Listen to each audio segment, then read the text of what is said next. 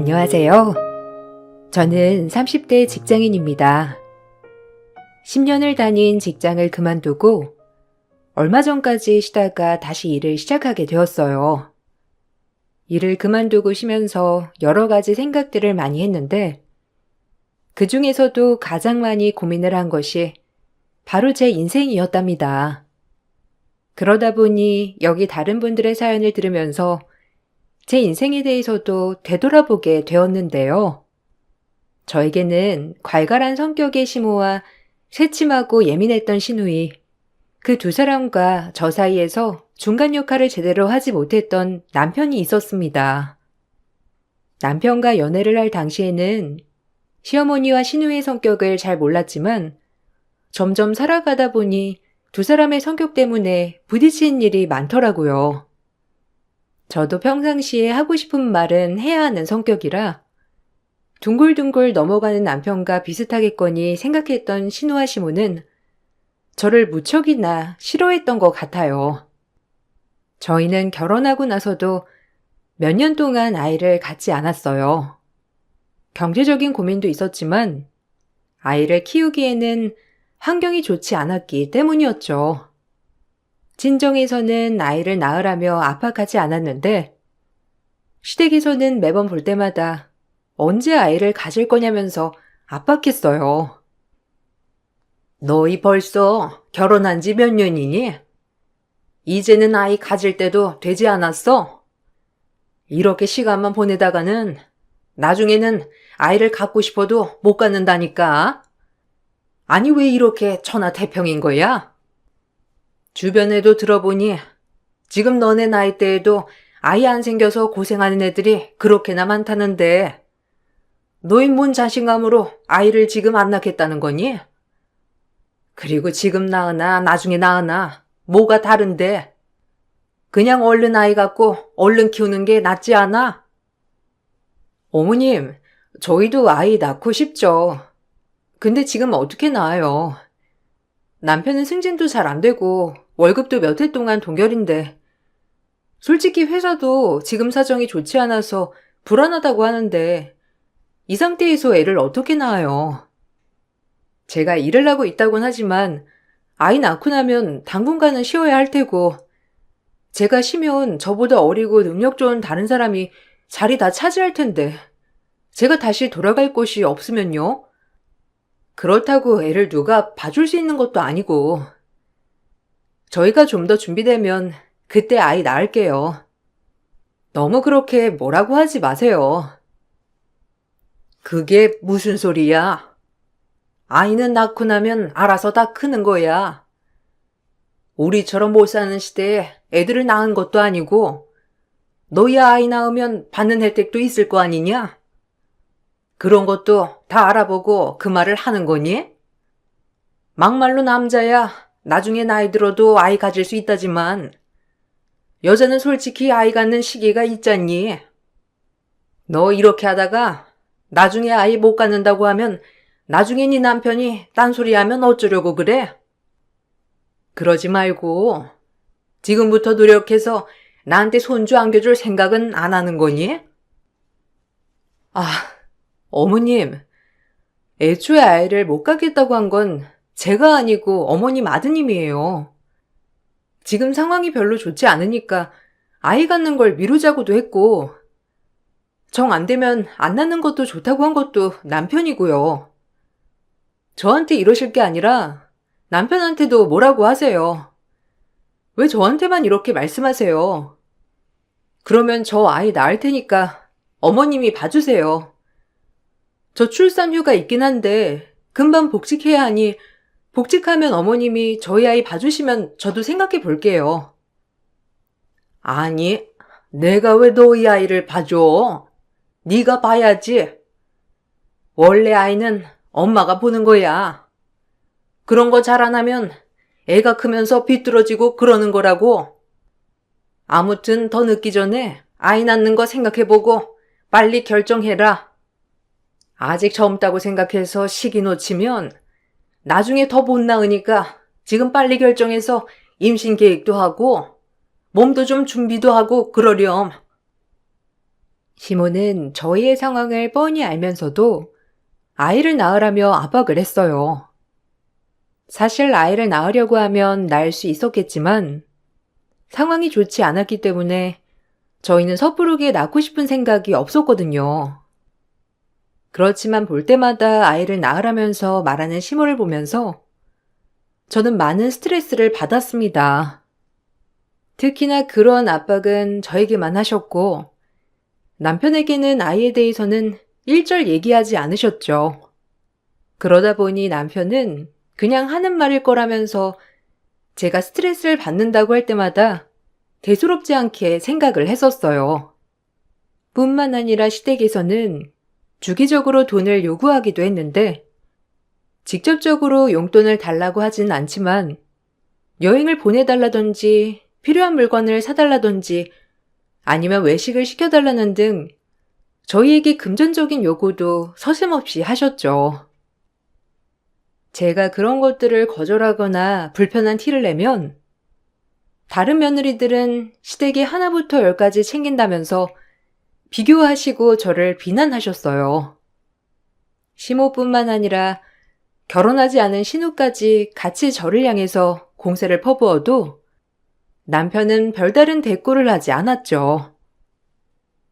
예, 너 옆집 아들, 우리 아들이랑 같이 고등학교 나온 거 알고 있지? 걔도 너희랑 비슷한 시기에 결혼했거든? 이번에 그 집 며느리가 해외여행을 보내준다고 하더라고.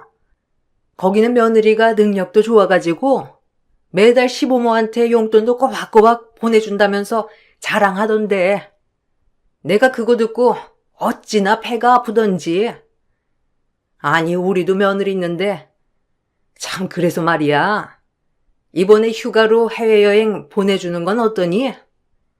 나 혼자 가기에는 좀 그렇고 우리 딸이랑 같이 가면 괜찮을 것 같은데 그냥 우리 비행기표랑 숙소만 해주면 나머지 경비는 우리가 알아서 내마. 그래요 언니. 엄마 혼자 가는 것도 좋지만 제가 옆에 있으면 좀 더 안심되지 않겠어요? 안 그래도 엄마랑 해외여행 한번 가보는 게 소원이었는데 잘 됐다. 언니가 보내주면 더 뜻깊고 좋지.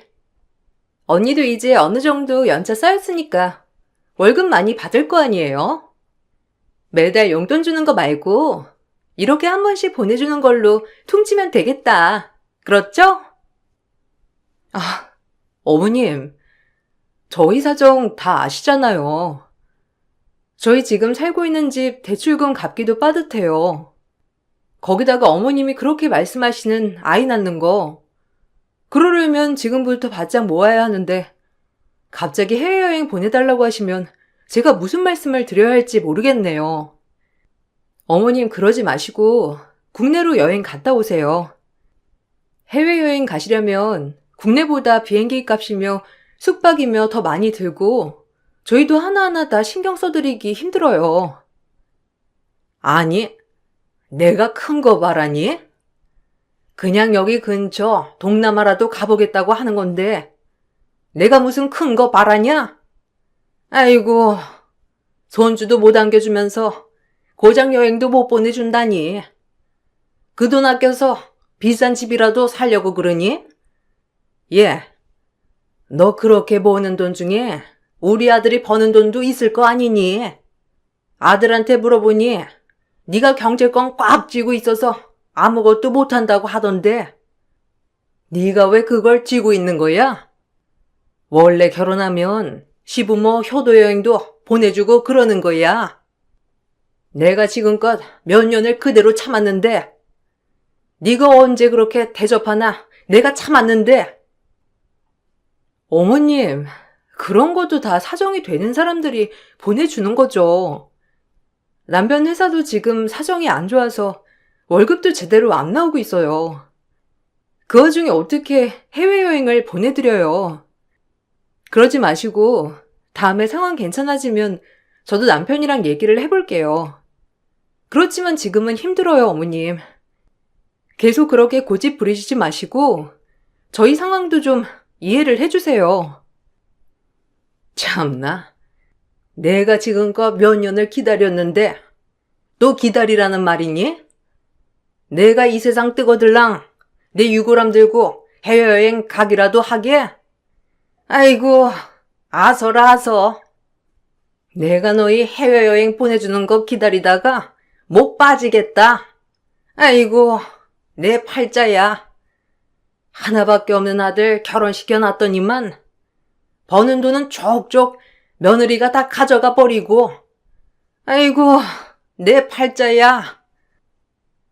시모와 신우는 뜬금없이 여행을 보내주라고 고집을 피우기도 했는데 그때 당시는 더 상황이 좋지 않아서 다음에 보내드리겠다고까지 말씀을 드렸지만 시모는 막무가내로 고집하시기도 했죠. 그런 와중에도 남편은 시모와 신우의 고집을 말리기는커녕 저를 설득해 보내주자고 해서 전 너무나 기가 막혔어요.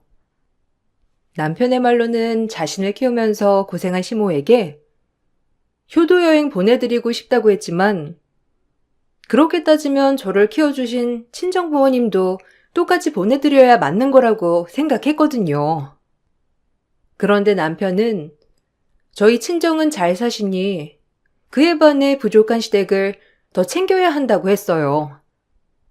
이 때문에 남편과도 트러블이 심했는데 결국에는 국내 여행으로 시모를 달래드렸지만 저는 그때부터 시모와 신우 때문에 스트레스를 많이 받았고 남편은 그 두 사람을 어쩌지 못하고 휘둘려 다니면서 저에게 더 큰 스트레스를 줬어요.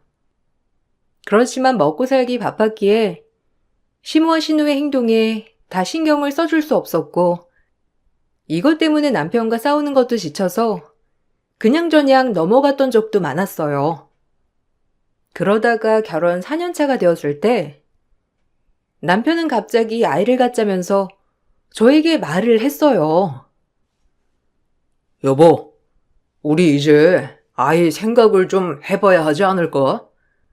솔직히 나도 자신이 없었고 상황도 좋지 않아서 지금 당장 아이를 갖는 건 너무 욕심이라 생각을 했었어. 근데 지금이 아니면 우리가 시간이 지나서도 아이를 가질 수 있을까 싶더라고. 당신이 어떤 거 걱정하는지 알아. 그래서 나도 알아봤는데 회사에서 아이 낳으면 육아휴직 써줄 수 있게 해준다고 하셨어. 당신이 원한다면 우리 아이 갖는 거 어떨까? 갑자기?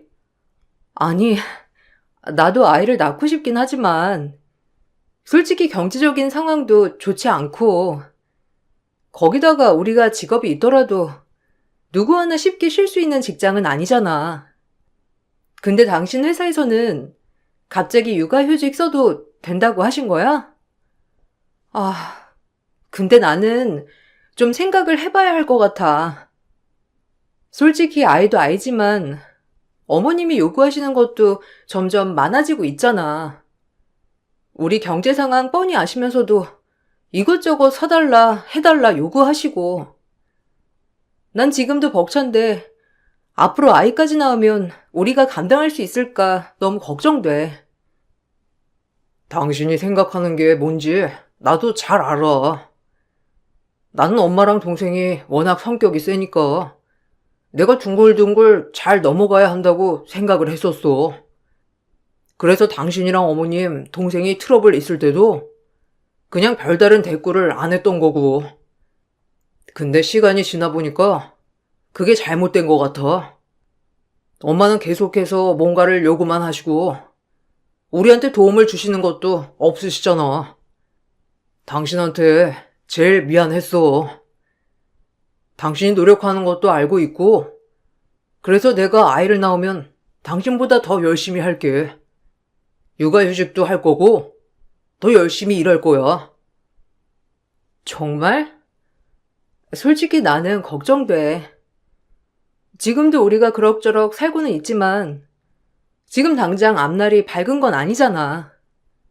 앞으로 어떤 일이 있을지도 모르는데 그냥 덜컥 결정했다가 나중에 힘들어지면 어쩌지 하는 생각이 많아. 아이를 낳는 것도 마찬가지야. 우리가 지금은 아이를 낳고 싶어서 낳았는데 더 힘든 순간이 오면? 그때 되면 우리뿐만 아니라 아이까지 힘들어지는 거잖아. 그것까지 감당할 수 있어? 난 감당할 수 있을 것 같아. 당신이랑 꼭 우리 아이 낳고 싶어. 결혼할 때도 약속했잖아. 적어도 한 명은 낳자고.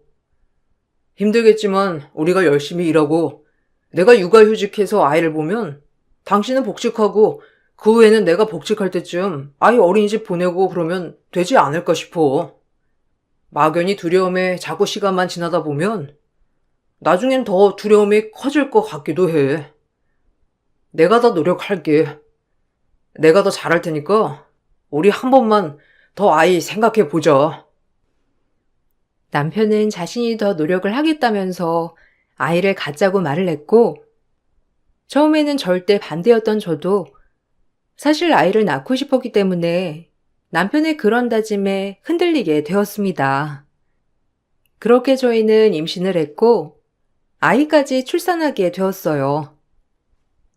아이를 낳고 나서 남편은 약속대로 육아휴직을 했고, 전 출산 휴가를 받아서 아이가 4개월이 될 때까지 육아를 할 수 있게 되었어요. 처음에는 아이를 잘 돌보고 집안일도 잘 해내던 남편이 어느 순간부터 아이도 돌보지 않고 집안일도 내팽개치기 시작했어요. 저는 복직할 날이 얼마 남지 않아서 마음이 조급한데 남편은 점점 육아에 손을 떼버리니 너무나 큰 실망을 하게 되었습니다.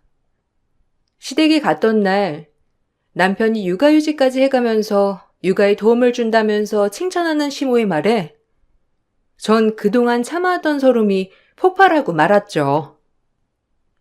예, 너는 참 신랑 한 번 잘 만났다. 우리 때는 아이 낳고 나면 산후조리가 어디 있니? 그냥 며칠 누워있다가 바로 밥하고 빨래하고 아이도 보는데 너는 산후조리원에서 푹 쉬다가 와. 거기다가 집에 오니까 남편이 집안일도 싹 해놓고 아이도 봐줘. 너처럼 편하게 산후조리하는 애가 어디 있겠어? 요즘도 남자들은 육아휴직을 잘 안 쓴다고 하는데 우리 아들은 와이프 생각해서 육아휴직까지 쓰고 말이야. 너무 기특하지 않니? 기특이요? 어머님, 요새 남편 새벽까지 컴퓨터 게임하다가 자고 낮 돼서야 일어나요. 애는 새벽마다 일어나서 밥 달라고 우는데 한 번을 안 일어나고 게임할 때도 애가 우는데도 밖에 나와보지도 않아요. 육아휴직이요? 어머님, 육아휴직하면 육아를 해야죠. 그러려고 휴직한 거 아니에요? 근데 아무것도 안 하고 제가 다 하고 있어요. 심지어 집안일도 제가 다 하는데 뭐가 잘 만났다는 거예요. 아니, 걔가 네가 있어서 그런 거지. 혼자서 있으면 알아서 다 잘한다. 그리고 지금은 네가 출산 휴가라서 아이랑 같이 있을 수 있잖니. 네가 아이랑 있을 시간이 이제 얼마나 있겠어? 나중에 너 복직하면 낮에는 아이 못 보니까 지금이라도 아이랑 시간 많이 보내라고 얘가 배려해 주는 거지. 너는 남편 속 깊은 뜻을 그렇게 모르니? 그리고 원래 육아랑 집안일은 여자가 다 하는 거야. 근데 네 남편은 휴직까지 내가면서 도와주려고 하잖니. 그 마음만으로도 고맙고 감사한 거 아니니? 네? 무슨 그런 게 어디 있어요. 아이 낳는 것도 남편이 그만큼 많이 도와주겠다고 해서 낳게 된 건데요. 육아휴직도 그래서 쓰는 건데 어머님 그렇게 말씀하시면 안 되죠. 아이는 그렇다 치더라도 집안일이라도 해야 하는 거 아니에요? 집에 있으면서 매일 게임만 하고 집안일 하나도 안 하고 집에만 있으니 밥은 삼시세끼 다 먹어야 하고 제가 더 힘들어요, 어머님. 아니, 그래도 우리 아들 저번에 가보니까 청소도 싹 해놓고 집 정리도 잘 해놓고 있더니만 갑자기 그러는 이유가 있을 거 아니니? 네가 뭔가 기분 나쁘게 하거나 그런 게 있겠지. 그래서 그런 거지. 뭐 처음에는 잘했잖아. 그리고 원래 출산하면 친정에서 와서 다 도와주는데 너희 집에서는 뭐 안 해줬니? 이렇게 나한테 남편이 안 도와준다고 하는 게 아니라 원래 친정에서 와서 해주는 거야. 어머님, 저 산후조리원 가는 비용도 친정에서 다 해주셨고 지금 집에서 밥 먹는 거 하나부터 열까지 재료 다 친정에서 보내주세요. 그것도 가분한데 어떻게 저희 집에 와서 집안일 해달라고 해요. 남편은 집에서 보내준 고기 본인이 싹 다 먹어놓고서는 저 이 약해졌으니까 못 먹는 거라면서 말이나 하고. 어머님, 제가 진짜 너무 힘들어요. 시모는 남편이 육아휴직을 낸 것만으로도 기특한 거라면서 말을 했지만 전 그런 말들이 더 제 마음을 화나게 만들었어요. 특히나 친정에서는 계속해서 지원을 해주고 도움을 주는데 시댁에서는 도와주기는커녕 매번 바라는 것만 있으니 제 마음이 더 차게 식어갔죠. 그래도 한 번씩 이렇게 터뜨려주면 그래도 제 눈치를 보는 듯 했어요. 그러다가 제가 복직을 하게 되면서 아이를 어떻게 할 것인지 걱정을 했는데 신우가 당시 일을 쉬고 있어서 아이를 봐주겠다고 하더라고요. 저는 그렇게 먼저 도와주겠다고 말해주는 것도 고마웠고 남편보다는 차라리 신우가 나을 수도 있겠다고 생각을 했었죠. 그렇지만 그건 제 착각이었습니다. 신우는 아이를 보러 온다고 해놓고서는 아이는 방바닥에 방치한 채 집에서 쉬느라 바빴어요. 제가 고마워 음식이라도 주문해주면 그것만 먹고 아이는 제대로 챙기지 않았죠. 심지어 기저귀를 몇 시간 동안 갈아주지 않아서 엉덩이에 발진이 심하게 나기도 했는데 그때서야 상황을 알게 된 저는 신우에게 화를 냈습니다. 아니, 아가씨, 아이가 울지 않았어요? 이 지경이 될 때까지 기저귀를 한 번도 안 갈아주면 어떡해요? 아무리 그래도 기저귀를 갈아줘야죠. 아이 대변이랑 다 섞여서 여기 엄청 독이 올랐대요. 이거 며칠 동안 쓰라리고 아플 거라고 하는데 조금 신경 써주지 그랬어요. 이 정도면 아이가 불편해서 계속 울었을 거라고 하던데 아이가 한 번도 안 울었어요? 진짜로? 아, 안 울었다니깐요. 제가 알았으면 기저귀 갈아줬겠죠. 그리고 언니도 너무 예민한 거 아니에요? 주변에 물어보니까 기저귀 발진 나가지고 빨개진 애들 많다고 하더구만. 이거 그냥 흔하게 있는 일이래요. 언니가 이렇게 저한테 화낼 일이 아니라고요. 아니, 내가 언니한테 돈을 수억 받는 것도 아닌데 이렇게까지 말을 들어야 되겠어요?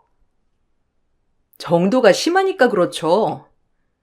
병원에서도 이 정도로 놔두면 안 된다고 하잖아요. 다른 것도 아니고 대변 보고 그냥 놔두니까 더 심해진 거라고 하잖아요. 냄새도 나고 아이도 칭얼거렸을 게 분명한데 아가씨는 절대 아니라고 해서 제가 더 화나서 그래요. 그리고 아이 왜 분유는 잘 안 먹이는 거예요? 제가 적어도 몇 시간에 한 번씩 먹여야 한다고 적고 갔잖아요. 오늘 분유도 한 번밖에 안 먹였던데요. 아, 애가 안 먹는데 그럼 억지로 먹여요? 그냥 계속 자니까 내버려 두었고 깨나서 잘 노니까 그냥 놔뒀고 나중에 울어서 먹이니까 또 자고 그 다음에는 기저귀 발진 올라와가지고 이 난리가 난 거잖아요. 그리고 어른도 아침 거르고 점심 먹고 몇 시간 뒤에 저녁 먹는데 아이도 마찬가지 아니에요? 언니, 저 솔직히 이런 말 하기 싫은데 언니 맘충이에요. 애써서 애 봐줬더니만 지적이란 지적은 다 하고 있네. 신우는 아이를 돌보기 위해서 기본적인 정보도 알지 못했고, 심지어 제가 적어준 대로 아이를 먹이지도 기저귀를 갈아주지도 않았죠. 몇 시간 동안 방치해놓고서는 화를 내는 저에게 오히려 예민하다면서 맘충이란 소리까지 했습니다. 저는 도저히 안 되겠다 싶어서 화를 냈는데 시모는 그 소식을 듣고서는 저에게 막말을 퍼붓기 시작했어요. 예, 너 네가 뭐라고 우리 딸한테 뭐라고 하니? 아이 그거 좀 잘못 봤다고 우리한테 그렇게 화를 내면 되겠니? 그래도 제가 너희 생각해서 아이 봐주겠다고 하고 간 건데 네가 뭐가 잘나가지고 애 귀를 이렇게 눌러놔? 원래 아이가 기저귀 찾아보면 발진도 나고 그러는 거지. 네가 그렇게 예민하니까 우리가 살 수가 있니? 네 눈치를 봐야 해. 어머님, 그냥 단순하게 발진나서 화낸 거 아니에요. 애를 보는데 하루 종일 분유를 한 번만 줬어요. 그리고 기저귀도 한 번만 갈아준 거고요. 애들은 하루에도 몇 번씩 분유 먹고 기저귀도 몇 번씩 갈아요. 아이 돌보려면 이 정도는 알고 있어야 하잖아요. 제가 모를까봐 어떻게 분유 타고 몇 번 먹이고 몇 시에 먹어야 하는지도 다 적어줬는데 그거 한 번을 안 봤어요. 그럼 제가 화낼 수 있는 거 아닌가요? 그렇게 깐깐하게 굴 거면 네가 애를 봐야지. 왜 다른 사람한테 애를 맡겨? 네가 그런 태도니까 네 애가 아픈 거야. 네가 좋은 마음 먹고 사람을 대하면 네가 그렇게 아프겠니? 사람이 나쁜 마음 먹어서 행동하니까 그게 다 자식한테 가는 거라고. 넌 다른 사람 탓하지 말고 네 탓을 해야지. 어디서 도와주러 간 사람한테 그렇게 혼내니? 정말 내가 듣다 화가 나가지고 다시는 우리한테 너희 애 봐달라고 하지 말아라. 그리고 오늘 애 봐준 값은 꼭 주고. 전 시모의 말에 너무나 황당하고 어이가 없었어요. 물론 신호가 아이를 키워본 적이 없으니 모를 수 있겠다 생각이 들어 이것저것 다 꼼꼼하게 적어서 전달을 해주기도 했고 제가 말로 설명을 해주기도 했어요. 그런데 그 모든 것을 무시하고 아이를 방치했기 때문에 이사들이 날씀에도 시모는 모든 게 제 탓이라고 했죠. 남편에게 말을 하니 뭘 몰라 그럴 수 있다면서 다음에는 신우에게 아이를 맡기지 말라는 말만 했을 뿐이었어요. 그 집에서는 그 누구도 제 편이 없었고 아이를 지키기 위해서는 제가 나서야 한다는 걸 그때 확실하게 깨달았던 것 같아요. 저는 아이를 어린이집에 보내기로 결심했고 아이가 아플 때면 멀리 계시는 친정 부모님이 올라오셔서 돌봐주시게 되었어요. 남편은 육아휴직이 끝나고 다시 복직을 했고 친정 부모님의 도움이 더해지면서 그럭저럭 집안은 굴러가는 듯 했습니다. 그러던 어느 날 신우이가 결혼을 하겠다면서 남자친구를 소개해줬는데 생각보다 훤칠하고 괜찮은 사람이었습니다. 빠르게 상견례가 진행되었고 결혼은 수월하게 이어지는 듯 했어요. 시모랑 신우는 좋은 집에 시집을 간다는 생각에 정말 신이 나 했습니다. 역시 우리 딸 결혼은 잘할 거라고 생각했는데 이렇게나 좋은 집안에 시집을 가게 되다니 정말 장하다. 딸, 시집 가서도 이 엄마 챙겨야 하는 거 알고 있지? 우리 딸 시집 보낼 생각하니까 벌써부터 마음이 아프구나. 그래도 요즘은 시집 가서 그 집사람 되는 게 아니라고 하니 친정에도 자주 오고 그리고 처음에 기선제압 알지? 처음에 잘해야 평생 네 자리를 만드는 거란다. 알고 있지, 엄마. 나도 내가 결혼 잘할 수 있을 거라 생각했는데 이렇게 좋은 집안일 줄이야 상상도 못했어. 그때 상견례에서 들었지?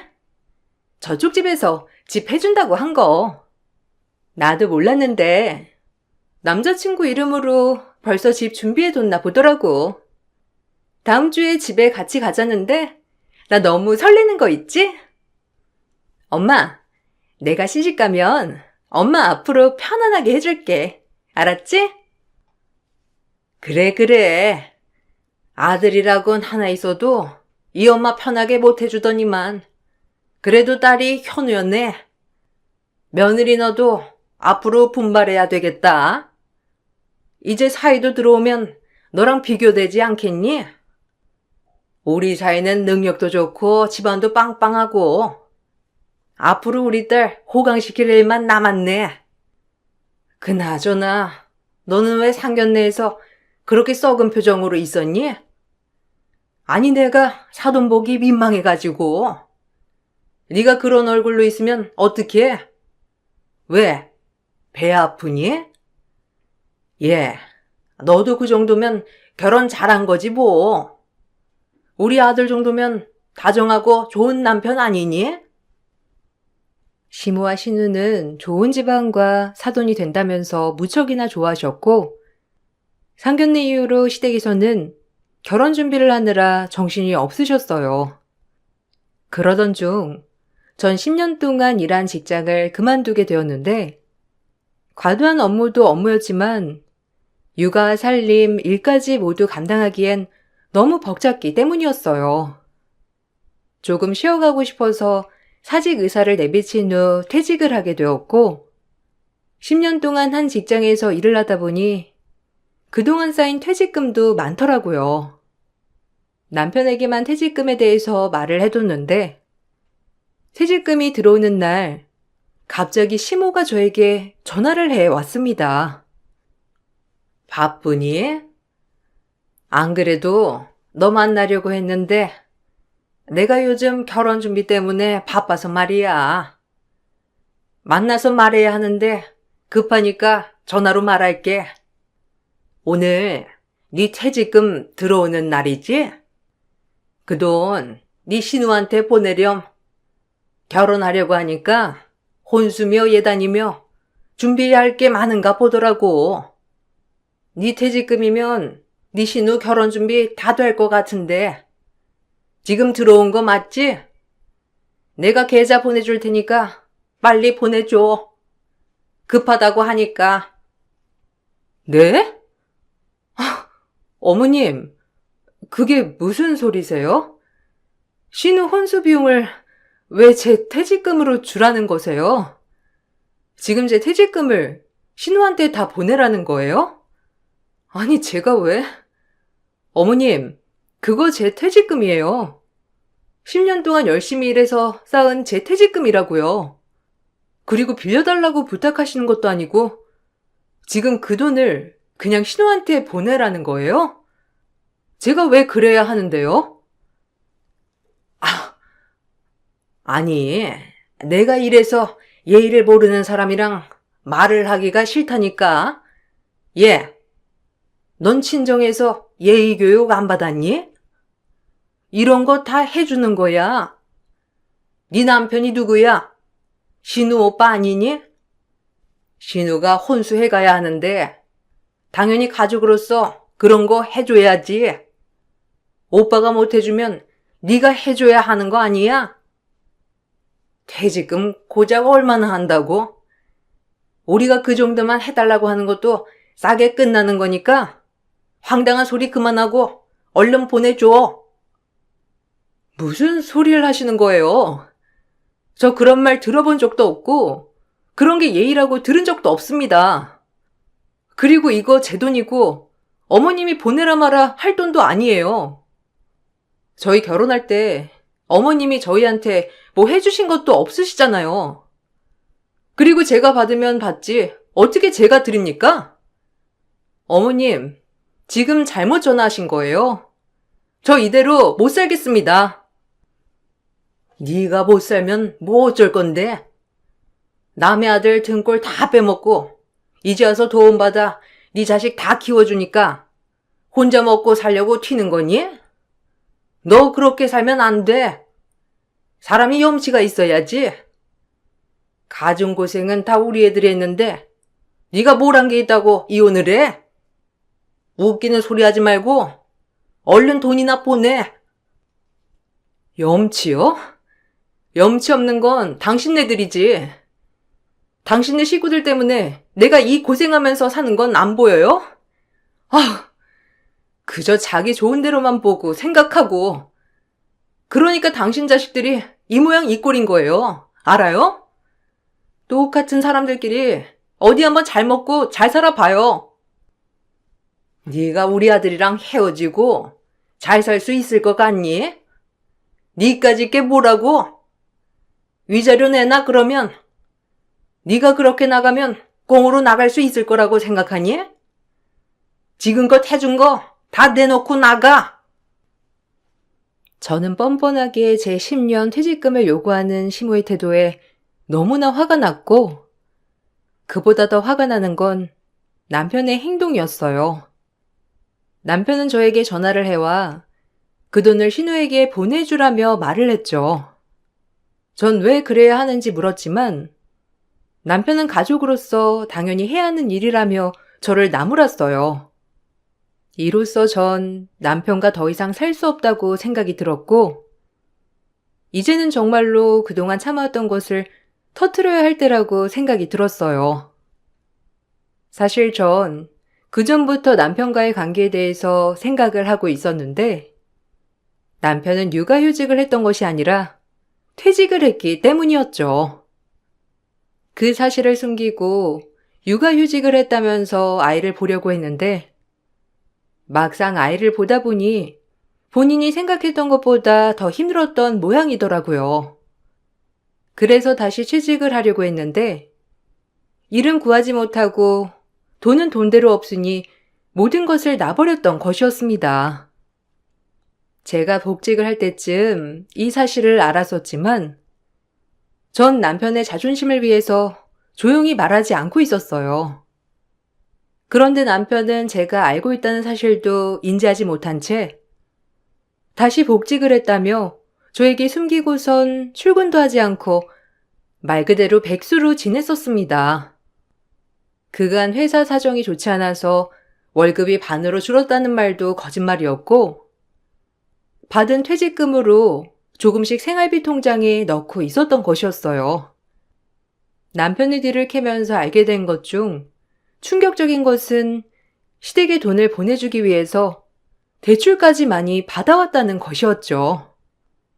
특히나 신우의 결혼 준비를 위해서인지 남편은 수천만 원의 대출을 받아 신우에게 보내준 내역도 있었어요. 모든 내역을 가지고 전 남편에게 이혼을 청구했더니 남편은 그제야 저에게 미안하다고 사실을 말해 주었어요. 여보, 미안해. 내가 속이려고 그랬던 건 아니고, 처음에는 아이를 보려고 육아휴직을 말했었는데, 회사에서 절대 안 된다면서 그러려면 퇴직하라고 압박하기 시작하더라고. 그래서 홧김에 퇴직을 했는데, 그 이후에 취직이 안 됐어.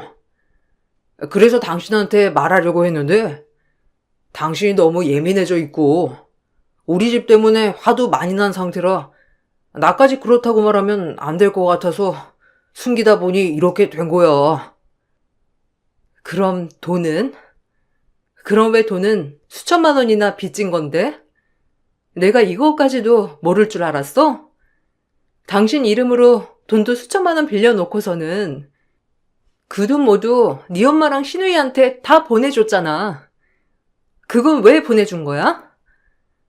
당신 수입도 없고 아무것도 없는데 어떻게 하려고 그 많은 돈을 그냥 보내줬냐고. 그래 놓고서는 왜 나한테 퇴직금까지 달라고 했던 건데? 그거 동생이 결혼하면서 필요한 돈이 있었어. 저쪽 집에서 결혼하면서 주신 집 있지? 거기 혼수 리스트를 보내오셨는데 다 고급 리스트로 보내오셨다고 하더라고. 그래서 그거 맞춰서 보내려고 하다 보니까 돈이 모자라서 내가 잠깐 빌려준 거야. 근데 나중에 동생이 다 갚는다고 했어. 결혼하면 어차피 남편 월급 자기가 다 관리할 거라고. 어쨌든 미안해. 당신한테 말 못해서. 근데 이혼만은 절대 안 돼. 그래 놓고서는 모자라니까 내 퇴직금까지 당연하게 내놓으라고 했던 거야? 정말 당신 제정신이야? 당신이 어머님한테 말한 거구나? 내 퇴직금. 나 당신이랑 못 살아. 그동안 나한테 속였던 거, 나한테 말도 안 하고 대출받았던 거, 그거 다 이혼 사유인 거 알고 있어?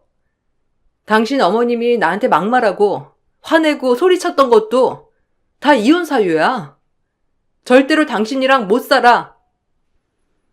전 그동안 남편이 대출을 숨겨왔던 내역과 퇴직금과 모두 탕진한 내역, 시모가 저에게 막말을 했던 내용들을 모두 이혼 사유로 주장했습니다. 모든 증거들이 더 이상의 관계를 유지할 수 없는 것으로 결정되었고, 저희는 이혼을 하게 되었어요. 남편은 끝까지 저에게 상처를 주었습니다. 재산 분할을 할 때 남편은 자신의 이름으로 된 집이라며 소유권이 자신에게 있다 주장했거든요. 끝까지 재산을 가지고 가겠다는 남편을 보면서 조금의 마음도 모두 사라져버렸고, 재산 분할은 남편의 탕진 내역과 그간 생활비를 제대로 주지 않았던 것들로 인해서 제가 대부분 가지고 가게 되었습니다. 이혼을 한다고 하니 저에게 연락을 해와 욕을 날리던 시모는 결국 신우와 남편을 다시 걷어가게 되었죠. 들어보니 신우는 상대 집안 요구를 맞춰주지 못해서 파혼을 했다고 했고, 아무것도 하지 않는 신우와 남편 때문에 시모는 매일 집안일과 빨래, 거기다가 다시 일까지 하면서 돈도 벌어오고 있다고 해요. 전 친정 근처로 와서 요양을 하다가 새로운 일을 시작했답니다. 지금은 몸도 마음도 전보다 훨씬 건강해진 것 같아요. 제 긴 사연을 들어주셔서 감사합니다. 여러분들에게 좋은 일들만 있으시길 기원할게요. 안녕하세요. 저는 아들 하나 키우고 있는 40대 초반 여자입니다. 정신없이 살다 보니 벌써 제 아들이 5살이나 되었네요. 하루하루 아프지 않고 커가는 모습을 보며 행복한 삶을 살기 위해 앞만 보며 달려왔는데 얼마 전에 남편이 집에 찾아왔어요. 현관문을 열고 5년 만에 마주하게 되었는데 제 앞에서 이 사람이 처음으로 무릎을 꿇었습니다. 그리고 바닥이 흠뻑 젖을 만큼 눈물을 한 바가지 쏟아내었죠. 이제 와서 용서해달라고 한들 바뀌는 건 하나 없는데 처음부터 다시 시작하고 싶다며 앞으로 남은 인생 저에게 했던 잘못에 대해 평생 사죄하며 살겠다고 바닥에 넙죽 엎드렸어요. 오랜 시간이 지나버린 만큼 그 사람에 대한 감정은 조금도 남아있지 않는데 전 남편은 저와 다시 새 출발을 하고 싶어 합니다. 자신이 무슨 짓을 저질렀는지 벌써 다 까먹은 건지 제 앞에 나타났다는 게 소름이 돋았고 너무 화가 치밀어 올라 2번 다시 나타나지 말라고 물 한 바가지 퍼서 납작 엎드려 있는 남편을 향해 물벼락을 날렸습니다. 처음부터 잘하면 될 것을 그때 당시 저에게 엄청나게 많은 상처를 줘놓고 이제 와서 다시 바로잡으려고 하는지 이해할 수가 없었습니다. 남편과는 꽤 오랜 시간을 함께 했었고 정말 많은 추억들이 머릿속에 남아 있어서 지금도 잠깐 어딜 가게 되더라도 남편과 함께 했던 옛 추억들이 떠오르는 장소들이 꽤 있을 만큼 과거에 좋았던 기억들도 있습니다. 하지만 추억 하나로 먹고 살기에는 저에게 너무 큰 아픔을 줬던지라 이제 더 이상의 미련은 없는데 남편은 아직까지 저와 다시 좋아질 수 있다고 생각하고 있는 것 같아요. 남편을 변호사로 만들기 위해 정말 많은 노력을 했었고 오랜 시간 뒤에서 내조한 결과 그토록 바라던 법조인이 될 수 있었습니다. 그리고 양가 집안의 축복 속에 결혼까지 이어질 수 있었죠. 시부모님께서는 남편이 변호사가 된 게 전부 다 제가 뒤에서 내조를 잘해서 된 거라고 모든 고생을 저에게 돌리셨어요. 남편이 변호사가 되기 전에 결혼해서 아이를 가지는 것보다 우선적으로 남편이 변호사가 되고 안정적인 환경 속에 아이를 키우는 게 좋을 것 같다고 판단했었기 때문에 저도 그렇고 시부모님께서도 같은 생각을 보이셨죠. 그렇게 남편 하나 바라보고 뒤에서 정말 많은 땀을 흘리며 제가 할 수 있는 건 뭐든 도와주었어요. 시부모님께서도 제가 하지 못하는 것들이 있으면 직접적으로 나서 주셨죠. 그렇게 모두의 노력이 들어간 변호사 타이틀이었기 때문에 고생한 만큼 행복의 길이 열리길 바랐었습니다. 그렇게 남편은 꽤 이름 있는 로펌에 들어가게 되었고 저는 그토록 바라던 아이를 임신할 수 있었어요. 모든 게 계획대로 잘 풀리니 시부모님께서도 정말 기뻐하셨죠. 제가 들어온 이후부터 집안이 너무 잘 풀린다고 많은 사랑을 주셨습니다. 그렇게 항상 좋은 일들만 생길 거라 생각했었는데 인생살이 순탄치만 않더라고요. 언제부터인지 모르겠지만 임신하고 나서부터 남편의 행동이 조금씩 바뀌기 시작했어요. 변호사가 되기 전에는 정말 많은 사랑을 줬었는데 변호사가 되고 난 이후부터는 사람이 변하더니 저를 대하는 행동들도 예전 같지 않았습니다. 처음에는 사회생활에 적응도 해야 되고 어느 정도 자리를 잡아야 하니까 무슨 일이 있더라도 전부 배려해 줬어요. 집안의 가장으로서 밖에서 일을 하는데 제가 간섭하는 건 남편의 회사 생활에 지장을 줄까봐 알아서 잘할 거라 믿고 조금도 간섭하지 않았습니다. 솔직히 저도 어떻게 해야 할지 몰랐어요.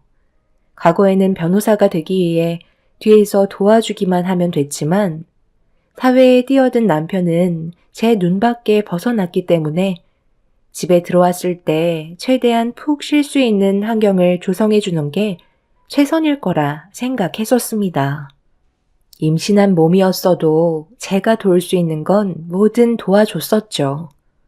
그런데 어느 날 남편이 퇴근하고 집에 들어올 시간이 한참 지났는데도 연락 한 통 없길래 걱정되는 마음에 전화를 걸어봤어요.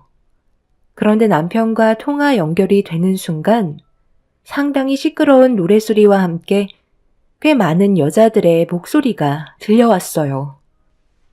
그래도 일찍 집에 들어가 봐야 하지 않아? 오빠 마누라가 목 빠지게 기다리고 있을 텐데. 여기서 일해도 되는 거야? 집안의 가장이 비즈니스 한다는데 간섭하면 그냥 집에서 내쫓기는 거지.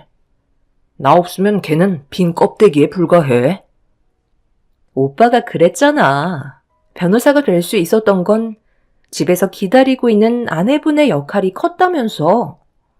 그럼 여기서 술 퍼먹고 있을 게 아니라 후딱 집에 들어가야지. 나중에 걸리기라도 하면 어쩌려고. 아내분이 너무 불쌍하지 않아? 내가 변호사가 되는데 당연히 마누라의 노력이 들어가긴 했지. 그런데 그건 손톱만큼밖엔 안 돼. 나머지는 전부 다 내 노력으로 된 거야. 그냥 필요한 거 조달해준 심부름금밖엔 안 된다니까. 요즘에 임신해서 입덧이 왔는지 속도 울렁거린다고 하고 집에 들어오기 전에 뭐 좀 사달라는데 변호사인 나한테 지금 그런 걸 시키는 게 말이 된다고 생각해? 자기는 손이 없어, 발이 없어. 먹고 싶은 게 있으면 나가서 사 먹으면 되는 거잖아. 안 그래? 임신한 게 뭐 얼마나 대단하다고. 나한테 이래라 저래라야. 그런 모습 꼴 보기 싫어서 오늘 술 마시러 온 거니까 너는 내 수발이나 잘 들어. 나야 어차피 오빠 비위만 맞춰주고 돈만 받으면 되니까 상관없긴 한데 만약 내가 아내분 입장이라면 많이 서운할 것 같긴 하네. 그래도 변호사 남편 얻었으면 그 정도는 감수해야 되는 거니 어쩌겠어. 그냥 저렇게 살아야지. 그게 내가 하고 싶은 말이야. 변호사 남편 뒀으면 뭘 하든 감수하면서 살아야 되는 거야. 어디서 나 같은 남자 만나겠어? 전화 통화가 연결된 상태로 알 수 없는 여자와 대화를 나누고 있는 목소리에 입을 다물지 못할 정도로 엄청난 충격에 빠져버렸고, 잠시 뒤 전화 통화는 끊어지고 말았습니다. 한참 동안 온몸이 부들부들 떨리면서 생각지도 못한 남편의 이중적인 성향을 어떻게 받아들여야 할지 몰라 진정을 하지 못하고 있는데, 순간적으로 엄청난 스트레스가 몰려왔는지 갑작스러운 아랫배의 통증까지 뒤따르게 되었죠. 한 사람을 사랑했고 제 인생을 바쳤는데 한순간의 배신은 저에게 너무 큰 아픔을 주었어요. 그날 하루 종일 잠 한숨 못 자고 남편이 오기만을 기다릴 수밖에 없었네요. 그동안 저를 이용하기만 한 건지 아니면 그냥 술김에 한 얘기인지 알아야 될 필요가 있었습니다. 그렇게 동이 틀 때까지 눈물을 흘리면서 남편을 기다렸지만 어디서 무얼 하고 있는지 집에 들어오지 않았어요. 변호사 생활을 한 지 얼마 되지도 않았는데 순식간에 바뀌어버린 남편의 모습은 저를 너무 괴롭게 만들었고, 떨리는 손으로 남편과 알 수 없는 여자와 단둘이 나누었던 대화를 녹음한 파일을 반복적으로 들으면서 남편이 저를 사랑하지 않는다는 걸 확신할 수 있었습니다. 그날 아침 일찍 시모가 집에 찾아오셨어요. 제가 임신한 몸이라서 뱃속의 아이가 건강하게 잘 자라고 있는지 확인하고 싶어 하셔서 시간만 되면 저와 뱃속에 있는 아이를 보러 오셨는데, 그날도 어김없이 현관문 비밀번호를 누르셨죠. 제가 임신하고 나서부터 음식은 거의 시모가 담당해 주셨어요. 제가 그동안 남편을 위해 희생했었기 때문에 임신한 기간 동안 시모가 저와 아이를 위해 희생해 주셨죠. 그런데 현관문을 열고 들어오신 시모는 제 얼굴을 보자마자 단번에 아셨는지 급하게 달려오셔선 무슨 일이 있었냐고 물어보셨고, 남편의 행동에 너무 큰 충격을 받았던 저는 시모의 한마디에 오열을 하고 말았습니다. 그리고 시모에게 녹음된 음성 파일을 들려드렸어요. 예상했던 대로 시모 또한 남편이 다른 여자와 나누는 대화 내용을 들으시곤 엄청난 충격을 받으셨습니다. 그런데 생각지도 못한 시모의 한마디가 저를 당황시켰어요. 그동안 내 아들을 봐오면서 이런 성격을 가지고 있을 거라곤 정말 상상도 못했는데 어떻게 다른 여자한테 이런 말을 아무렇지도 않게 할 수가 있는 거지? 네가 상처를 많이 받았겠구나. 그런데 지금 무슨 생각을 하고 있는지 누구보다 내가 잘 알고 있지만 너무 감정적으로 나가지 말고 일단 상황을 지켜보는 게 좋을 것 같다. 내 말은 너무 극단적으로 행동하지 말라는 거야. 분명 다른 이유가 있지 않을까? 너는 몰랐던 상처가 내 아들이 가지고 있었을지도 모르잖니? 그렇다고 술집에서 다른 여자한테 저를 그런 식으로 얘기하는 건 문제가 있는 거 아닌가요? 저뿐만 아니라 뱃속에 있는 아이까지 안 좋게 말을 했잖아요. 그런데 제가 지금 상황에서 그 일을 봐달라는 게 말이 된다고 생각하세요? 그래서 어떻게 하려고? 이혼이라도 하겠다는 거야? 변호사 생활이 얼마나 힘들었으면 그랬겠니? 일단 네가 한번 접고 상황을 지켜보는 게 더 큰 불행을 막을 수 있을 것 같다. 내가 너보다 훨씬 더 오랜 시간을 살아왔는데 이런 비슷한 경우를 몇 번 본 적이 있었지만 전부 다 끝은 좋지 않았어. 그러니까 일단 좀 더 신중하게 생각하고 움직이는 게 현명한 방법일 것 같은데. 어머님 생각 저도 모르는 거 아닌데요. 그렇다고 이 문제를 그냥 넘어간다면 좋아질 수 있을까요? 제가 봤을 때 그이는 오늘 집에 들어오지도 않았어요. 임신한 저를 놔두고 다른 여자와 한 침대에 있을 거라고요. 변호사 됐다고 어떻게 사람이 이렇게까지 변할 수가 있는 거죠? 어머님도 아시잖아요. 제가 그동안 얼마나 많은 노력을 해왔는데요. 누구보다 내가 잘 알지. 그런데 생각해봐라. 이대로 일을 더 키운다고 해서 좋아지는 게 뭔데? 네가 얻을 수 있는 건 아무것도 없다고. 지금까지 내 아들 변호사 만들려고 희생한 시간 한순간에 무너뜨릴 거야? 그런 불행 만들고 싶지 않잖아. 그리고 나는 내 아들이 이미지에 흠이 가는 건 원치 않는다. 네가 내 딸 같은 며느리이긴 하지만 그래도 팔은 안으로 굽지 않겠니? 시모는 더 큰 불행을 막을 거라면서 제 핸드폰에 녹음되어 있던 파일을 갑자기 지우셨어요.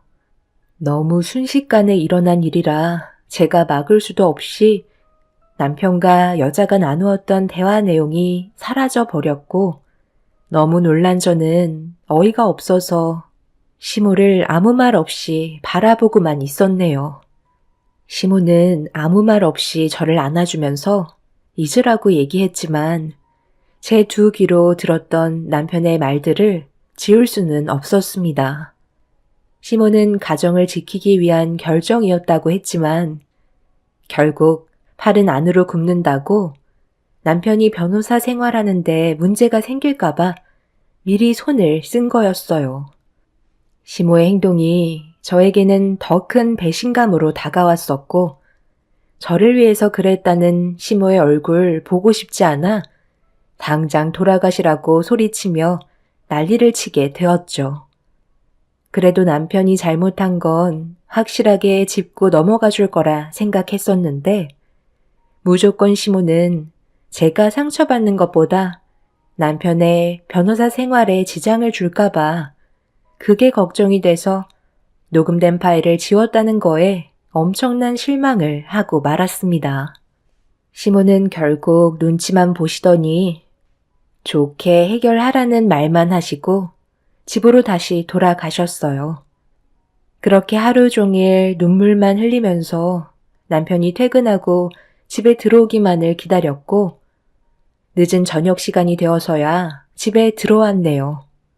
자신이 뭘 잘못했는지 알고는 있는지 노려보고 있는 제 시선을 회피하면서 방으로 들어갔어요. 결국 자신이 뭘 잘못하고 있는지 알면서 회피하려는 남편의 행동에 더 큰 실망을 한 나머지 이대로 넘어가는 건 아닌 것 같아 방으로 들어가 쓰러져 누워있는 남편을 깨웠네요. 지금 잠이 와? 나한테 할 말 없어?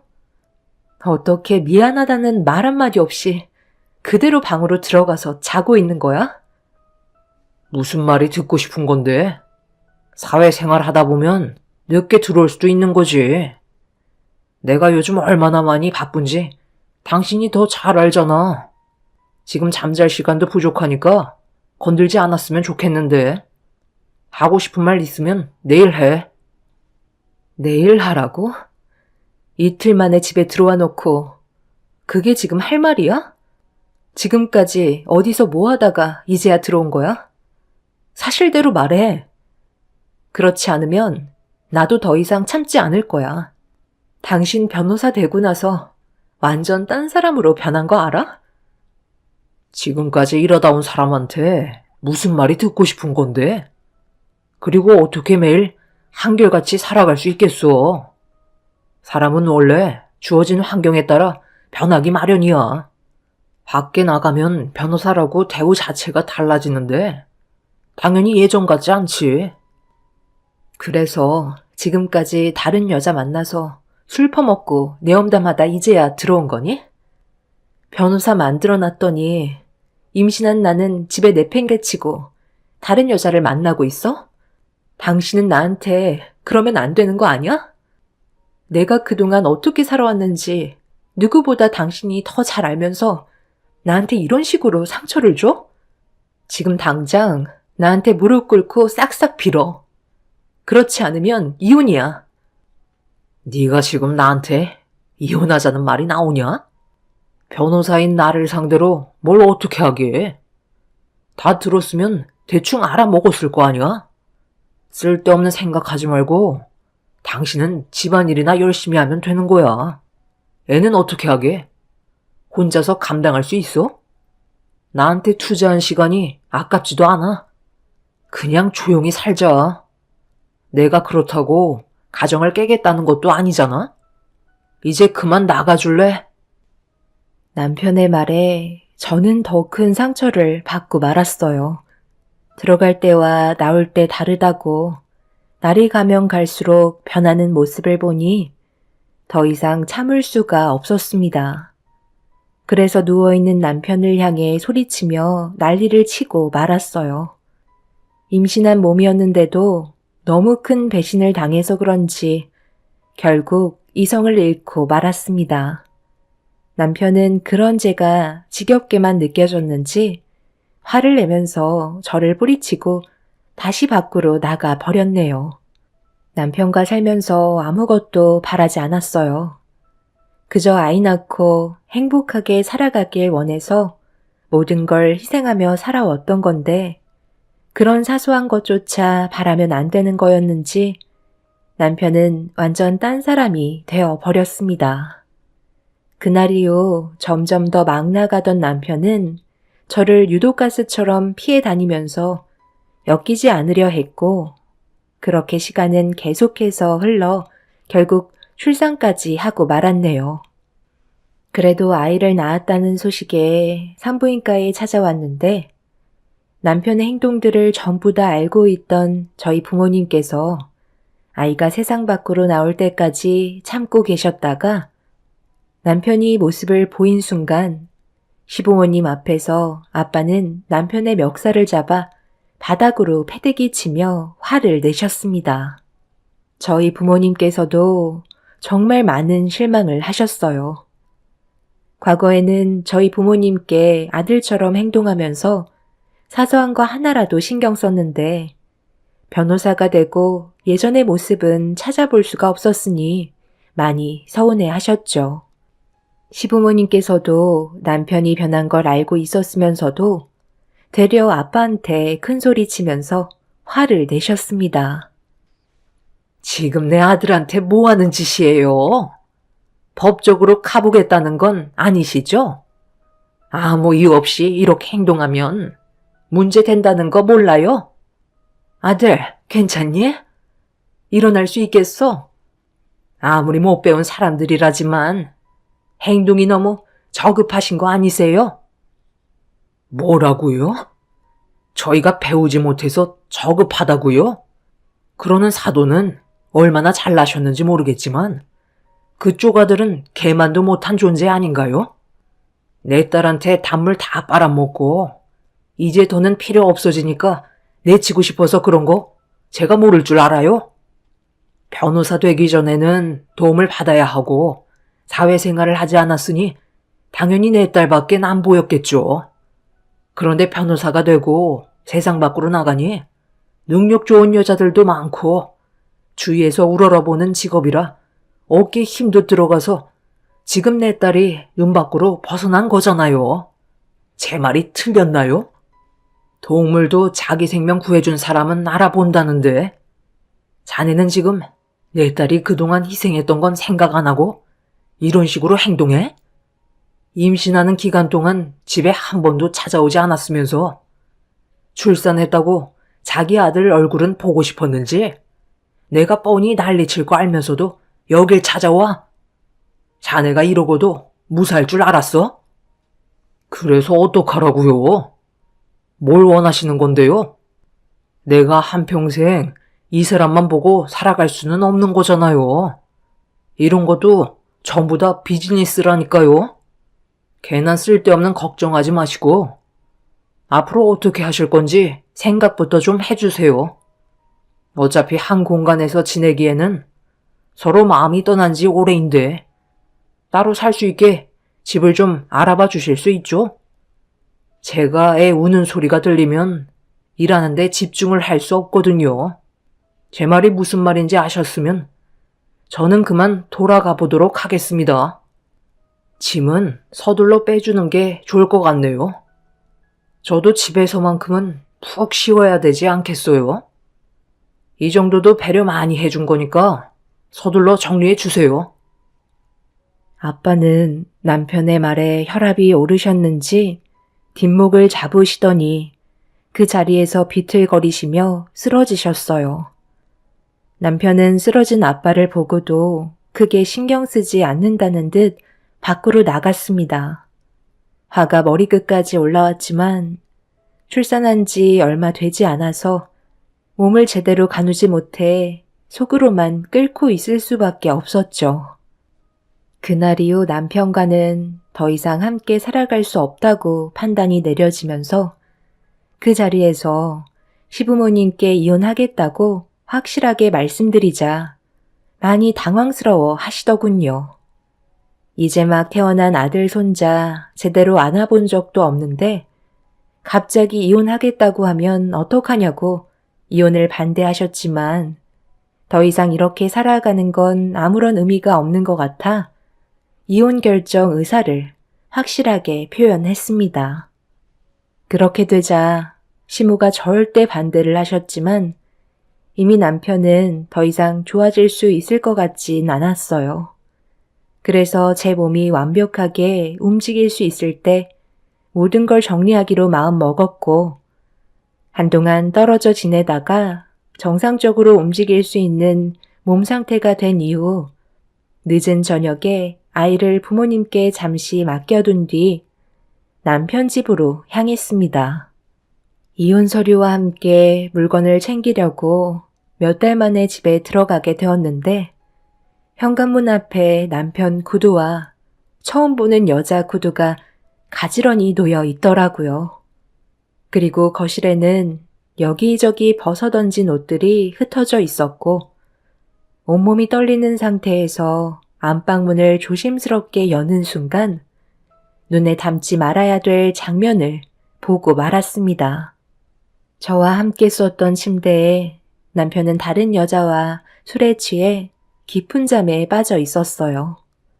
그 모습을 보고 너무 화가 끓어올라 당장이라도 머리채 잡고 난리를 치고 싶었지만 어차피 이혼을 할 마당에 불리한 상황을 만드는 것보다 조금이라도 저에게 법적으로 유리한 쪽으로 만들기 위해 동영상과 함께 사진들로 증거물을 남겼습니다. 그런데 거실에서 진동 소리가 들리길래 급하게 밖으로 나가 확인을 해보니 남편 핸드폰에 전화가 울리고 있었어요. 부재중 전화가 꽤 많이 왔길래 확인을 해보니 남편이 전화를 받지 않자 알 수 없는 사람이 쉬지 않고 문자를 보내고 있었는데 무언가 하면 안 될 일들을 어떤 사람과 저지르고 있었는지 즉각 답변을 주지 않자 어떻게 하면 좋을지 의견을 물어보고 있었습니다. 일단 필요한 것들을 전부 다 제 핸드폰으로 담고 있는데 알 수 없는 사람이 문자로 파일 하나를 보냈고 잘 좀 처리해달라며 동시에 돈이 입금되는 문자가 확인되었죠. 상당히 많은 금액의 단위에 놀라 사진을 찍어둔 뒤 다시 집 밖으로 나가려는데 뒤에서 저보고 누구냐는 여자의 목소리가 제 귀에 들려왔습니다. 결국 그 목소리를 들은 저는 몸을 돌려 안방에서 나온 여자와 눈을 마주쳤고 그 여자는 저를 보더니 옅은 미소와 함께 위아래로 훑으면서 입을 열었습니다. 저번에 통화했던 아내분이시죠? 쉬지 않고 계속 전화하셔서 저 사람이 어떤 상황인지 알고 싶어 하시는 것 같아 제가 통화 버튼 눌렀었거든요. 그날 이후 오빠한테 잔소리를 듣긴 했지만 그래도 그쪽보다 저를 더 사랑한다고 하더라고요. 상간녀의 말을 듣는 순간 결국 참아왔던 분노를 터뜨리고 말았습니다.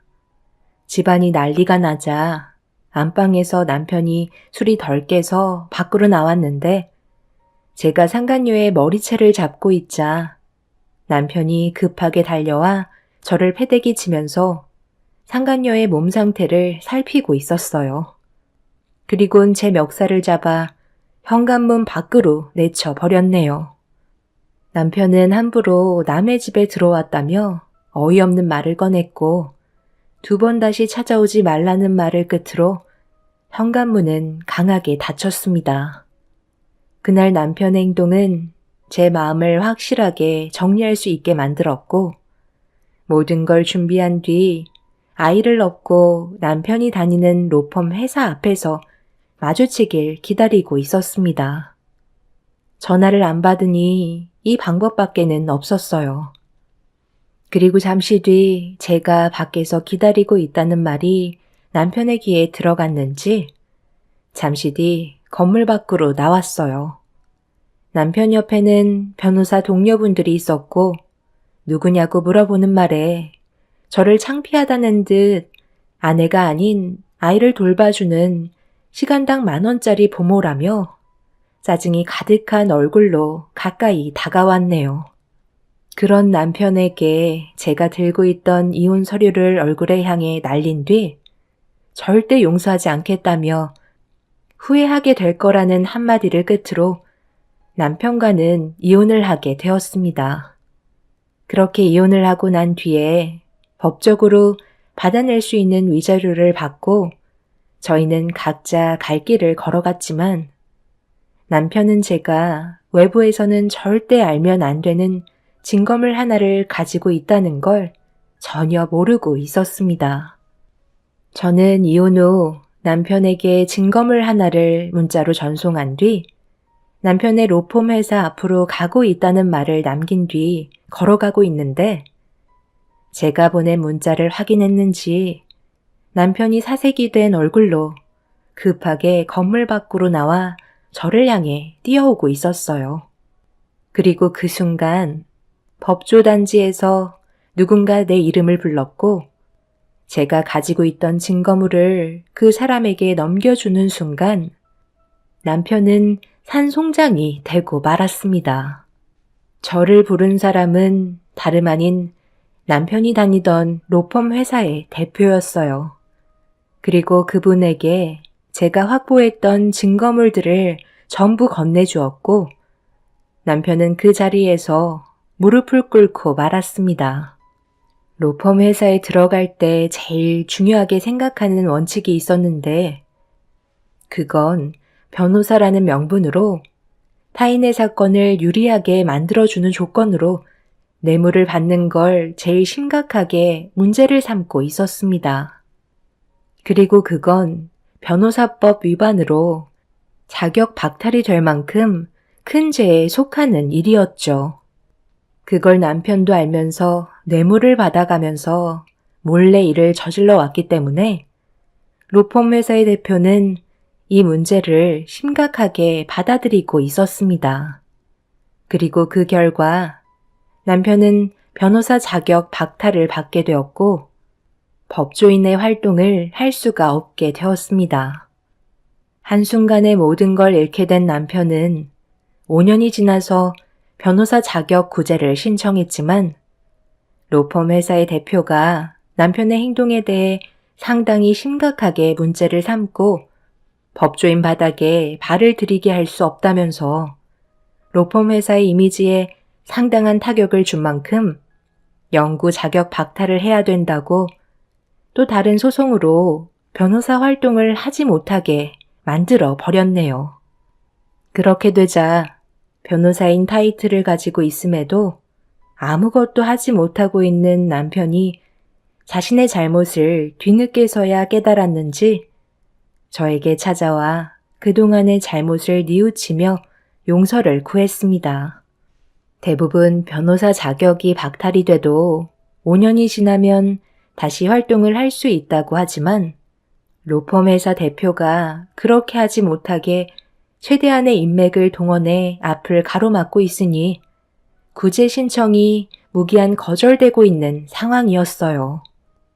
거기에 더해 이런 문제로 시부모님께서 여행을 하시던 도중 급하게 서울로 올라오시다가 교통사고가 나게 되면서 시부는 세상을 떠나시고 시모는 식물인간으로 깨어나지 못하고 계신 상태로 살다 보니 남편은 금전적으로도 많이 부족해지게 되었는지 결국 저에게 도움을 요청하기 위해 찾아온 거였죠. 하지만 제가 받은 아픔이 너무 컸기 때문에 절대 용서해주고 싶지 않았어요. 세월이 지나도 남편이 저에게 했던 행동들과 배신은 평생 가지고 갈 것 같아요. 돈이 얼마나 없으면 저에게 빌려달라는 말까지 하는지 정말 어이가 없었습니다. 본인이 만든 일들 평생 뉘우치며 살길 바랄 뿐입니다. 앞으로 제 아들과 함께 행복한 삶이 펼쳐졌으면 좋겠어요. 제 사연 들어주신 분들, 오늘 하루도 행복하세요. 감사합니다.